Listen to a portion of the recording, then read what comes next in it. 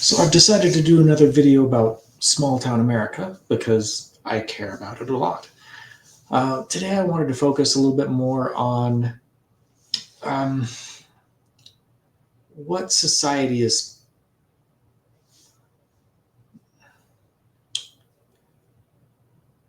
what the culture of small town America in a utopian sense is like. Think the Andy Griffith Show, Mayberry. Uh, People, or the one person in jail when there is anyone in jail is the town drunk. He puts himself in the drunk tank and he takes himself back out. That that's a very high trust type of situation there. When I was growing up, we we never locked our house. We left our keys in the car, and we never locked the car. Well, of course, if you lock the car with the keys in the car, then you'd have other issues. Um, my parents, when they went to community choir, they just left all of us kids at home. There were teenagers there, but still, they trusted the teenagers to tend the littler ones. Um, we walked home from church sometimes, and that was on a county road, 2 or 3 miles. Um, Not very often because I would prefer to just ride in the car rather than walk. Uh, I'd be gone for hours on end during the summer, and my mom never really was very concerned because she knew that if I were to get into any trouble, she would probably hear about it from someone else and I would get in trouble. Um, and I don't think society in general works that way very much anymore. Um, when I was on my mission over in Wales, I met an old Scottish woman named Hannah, and she was a marvel. She was so fun to speak to because she was an old Scottish woman, and she would lament about how children were um, at that point in time in 2000 era. Um, Back in 90, oh, what was it, 95? Maybe 97.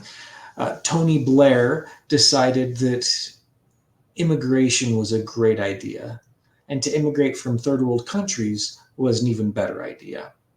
So, because of that, a lot of people from those third world countries started immigrating to England and Wales, Scotland, not as much, but a bit, um, but to the UK in general. And so she was living in a place that had got a huge influx of Muslim people, I think from Pakistan. And it, the culture is very different from Pakistan to the UK. Scotland to England, very similar cultures. Wales to England, very similar cultures. Cornwall, even Ireland, slightly different, but not too terribly different. Because of their proximity, their cultures were very, very, very close. Um, Pakistan, and also the UK, a very Christian nation, Protestant, Catholic. There was a lot of intrigue, a lot of fighting between the Catholics and the Protestants, especially in Ireland. But they had a Christian base to it. Um, People from other countries with other religions quite often have other cultures. So when the people from Pakistan started moving in, and I'm speaking specifically of in Newport, where Hannah was, um, they had a much different culture because mainly I would say mainly because of their religion. Um, and and also at that era, fathers were or fatherhood was looked down upon a little bit at that point in time. Um, there was a lot more single family homes that were happening, and with the with all that immigration, there was potential for interracial relationships, which if if that happened, then you would get a bit of a conflict there. Anyway, the reason why I bring all that up is because um, Hannah would, when we went over to her house for dinner, quite often she'd speak about how when she was a child, if she did anything wrong and a bobby saw her, a policeman, he would clip her ear and tell her to run home. And by the time she got home, the policeman had already called her mother to let her know. And her mother clipped her on the other ear. So she was um,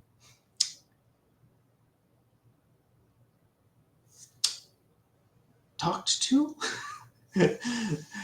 She was disciplined by multiple sources if she ever did anything wrong, and that was her culture.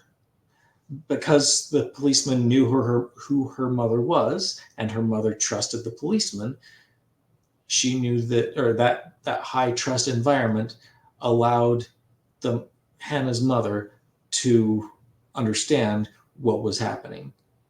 And also it taught Hannah that she needed to, well, be good, not lie. If she had gone home and said, "Oh, the Bobby's lying, the policeman's lying, I didn't do anything," because there was such a trust level between the policeman and the mother knew or assumed that the policeman was telling the truth. So um, that's changed a little bit in England. Let me show you what it looks like nowadays.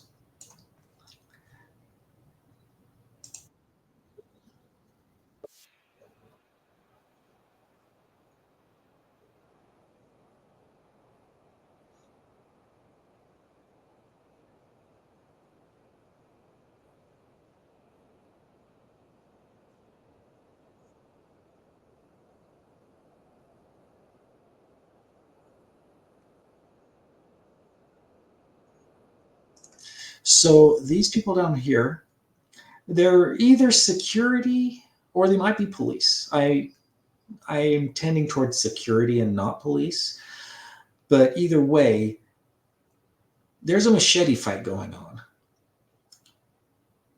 and they're not doing anything about it other than just watching at a distance. And if in England or in the UK, there's quite strict gun control. You basically don't have a gun unless you live out in the country and you have something for hunting. Mainly shotguns, I think, is what they have, which you don't need anything but shotguns because for the most part, there's no predators in England. Actually, no, they did find a I think it was a puma, a large cat, but that they thought was extinct for quite a few years, but they did recently just see one. Anyway, yeah, a machete fight, broad daylight, next to an amusement park. And what are where is the society telling them that that is not okay? It's it's really sad to see, because I really care about the people of the UK, because I spent so much time there. It really hurts me. Um, but a lot of that is because of the immigration policies. Let me actually pull up immigration statistics. So as you can see here, around 1997, um, migration really did an uptick. It was well, these two graphs, that's immigration. So that it was fairly static all the way until about 94, and then it started climbing. And that's where I saw it, around the year 2000. And then it kind of leveled off a little bit. And then they changed the method of estimating migration, which I'm not sure how that changed. But then, as you can see, it went up again, leveled off a little bit, went down for COVID, and then it's really shot up. And there's stories of boat people, or migrants that have just jumped on the boats in France to go across, and they knew the moment they got on the boat, if they could get out to sea or get out halfway, um, the English Navy will pick them up and take them the rest of the way, and they'll be free. Which isn't really securing your country at all, because who are those people coming across? I think 90+% are fighting age males. Um, kind of concerning. And because of all of the migrants that are coming across in England or in the UK, there's a lot of issues that are popping up because of that. I'm pulling this from the podcast of the Lotus Eaters. It's a really enjoyable podcast that I've been listening to for a couple of years now, and they're based in England, um, and so they cover mainly, I would say, English stories, a fair amount of American stories as well, because we are the leading empire of the world for now. Um, so here's a bit. I've jumped into the middle of a story. The story started off with the stabbing of primary school, a bunch of primary school students, by a guy from Rwanda, and they've they talked about that for a bit, and then they went into this being not an atypical story. It's quite typical nowadays in England.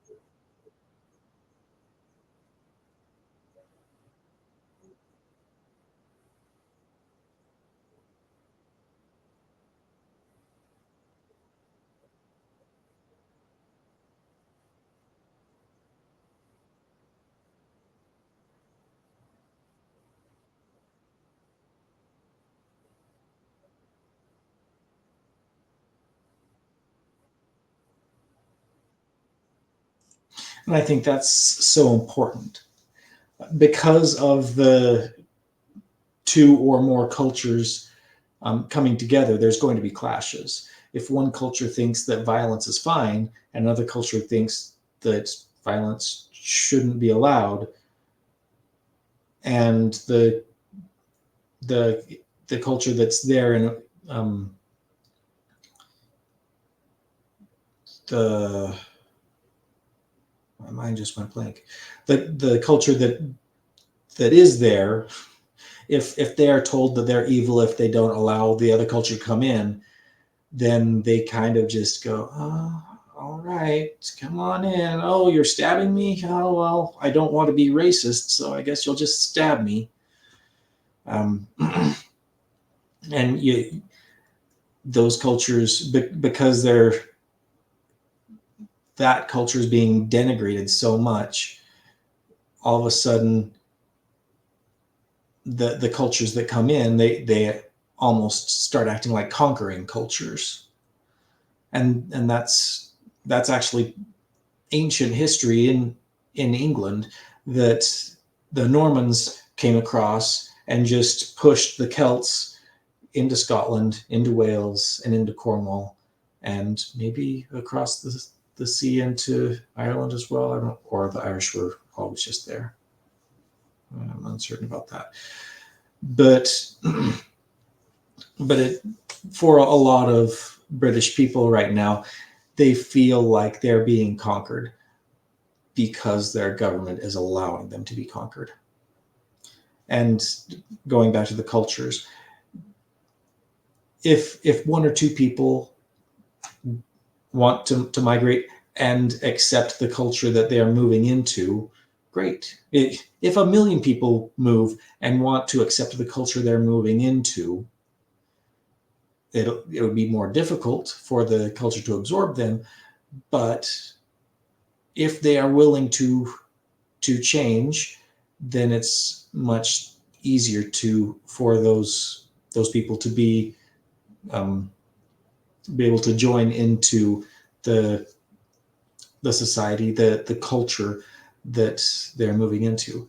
Now, if they are going from one culture or one area, moving in and saying, no, we are keeping our culture, you have to change for us, and they don't want to change, then all of a sudden there's the fight.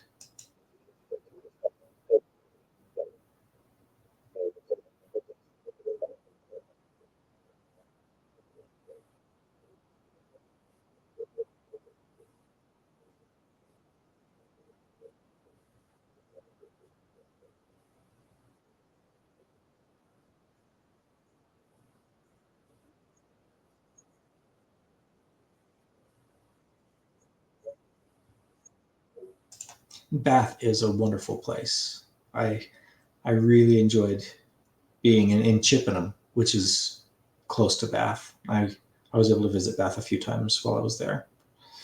But yeah,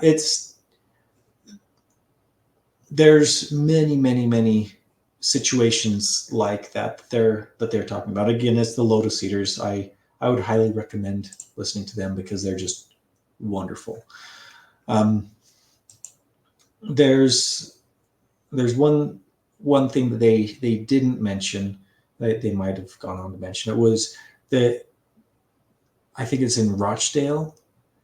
They're having issues with grooming gangs. Basically, uh, a group of men and specifically in Rochdale, it's men from Pakistan, um, get girls and groom them, rape them by a bunch of the men, get them on drugs, and then start pimping them out. And the police are doing nothing, or were doing nothing about it for years. I think they might be starting to crack down on it, but because the prime minister and a lot of the government of Great Britain is very pro migration, the police don't feel like it's a good idea for them to do anything about the migrants, even though there's a lot of migrant crime. They just need to accept that the migrant crime is okay, which just makes it more likely to happen because the migrants, those that think that they can get away with something, are empowered to do it more. And that we're seeing that in California. They decided in California that it was a great idea to raise the shoplifting limit to $900. You wouldn't be prosecuted if you stole anything under $900. So all of a sudden, you would get gangs of people just running through stores, grabbing as much merchandise as they could get their hands on, and then fleeing the store. Gangs or 20 people at a time going through a store, just yanking merchandise off the shelf and going. And that led to stores trying to put stuff behind plexiglass barriers, stores raising the prices and then offering coupons like $900 for a pack of gum. But if you bring it to the register, there's a coupon right here that drops it down to 50 cents or whatever gum costs nowadays. And then there were some stores that went, we are losing so much money where we've got to close. Walgreens closed quite a few different stores. CVS, I think, closed quite a few different stores. And people that could move out of California, they could find different jobs or things like that. A lot of people moved because they didn't want to have to deal with that type of stuff happening. And who's to blame them? A lot of people moved to Florida, Texas. Some people moved to Idaho. And there were 50 states there are 49 states they had to choose from if they wanted to stay within the United States. But it's going back to the root of this conversation. What type of society do you want to live in? What type of culture do you want to be part of? One where it's okay to shoplift up to $900 worth of merchandise from a store, or one where if you see someone that is doing something wrong, you step in, or if not you, someone else steps in to make sure that doesn't happen. And with that, I want to end on this video that I saw that was pretty touching to me.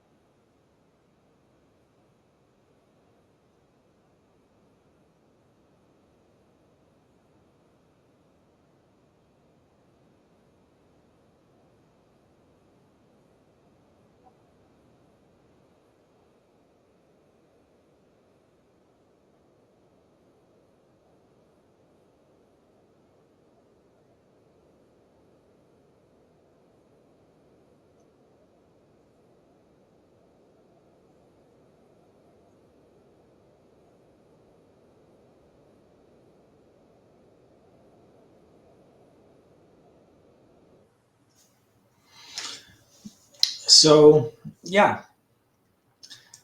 um, that's kind of an uncommon occurrence nowadays. It seems people just sit there and listen to kids disrespecting their mothers, and they go, oh, "Glad that's not my kid." But instead, in this situation, the guy actually stood up and started talking about how important his mother was to him. And I initially, when I saw the video, I was like, "Oh, is this guy gonna deck the kid? Because that's bad." But he started busting out in tears about how much he missed his mom. And thankfully, I don't have that same situation. My mother is still around, and I love her very much. Um, but um, in society, or in small town America, what what would we do if we saw a boy disrespecting his mom, or a girl disrespecting her mom, or a man disrespecting his wife? Would we step in? Would we make sure that that didn't happen? Um, I was thinking about New York um, recently, that they're really struggling with the migrants that have been shipped in there, and the the lawlessness that started happening. There was a woman being raped on the train in full view of a bunch of people, and nobody stepped in. There was, and the reason why is because they didn't want to have to deal with the cops, because it's fairly common that if you step in, you're going to be tried. There was a man on a different train. There was a man being violent towards others, and so so a guy put him in a chokehold to detain him, and the choke he held the chokehold wrong or something, and asphyxiated the guy and killed him. The guy had a long line of arrests. The guy that died, long line of mental disorders. So he potentially could have killed someone. And this guy, instead of being hailed as a hero for protecting the people on that train from a guy that was being violent towards the people on the train, he was tried for murder.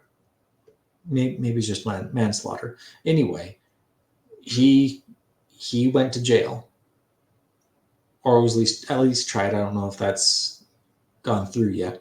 But instead of him stepping up and being the man and making sure people were safe and being rewarded for it, if I'm just giving him accolades, a nice pat on the back and a stiff handshake, instead of that, he's being tried for murder. So in our small town, wherever that small town might be, what is our culture like? What is our government like? Will our government try us for something if we step in? I hope not, because if we don't step in, if we don't make sure that our society is run the way it should be, then who will? When seconds count, the police are minutes away.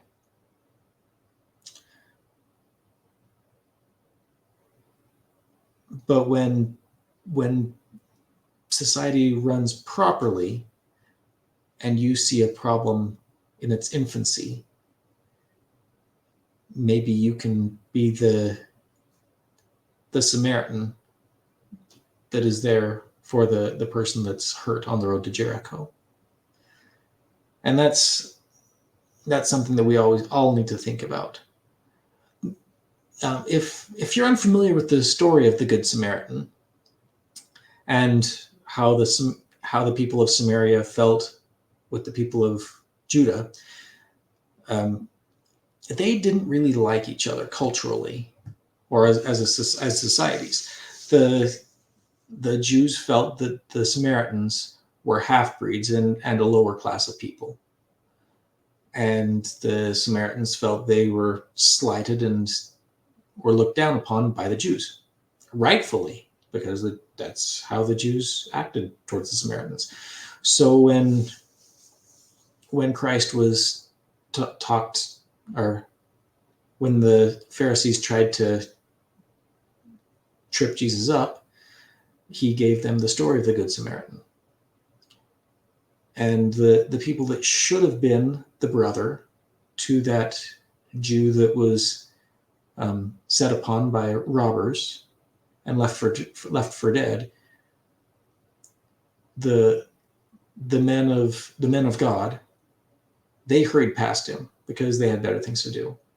But the Samaritan, the man who should have been his enemy, he took pity on him. He dressed his wounds. He put him on his animal, took him to an inn so he could be taken care of, and paid for additional lodging for that man, and said that any other debts would be paid when he returned again. Are we, as a society, like the Good Samaritan? If we want a small town America type of society, we need to be like that. We need to stop what we're doing, even if we're busy. If we see something wrong, we need to fix it. Even if fixing it just means saying, "Hey, I saw your son doing this the other day.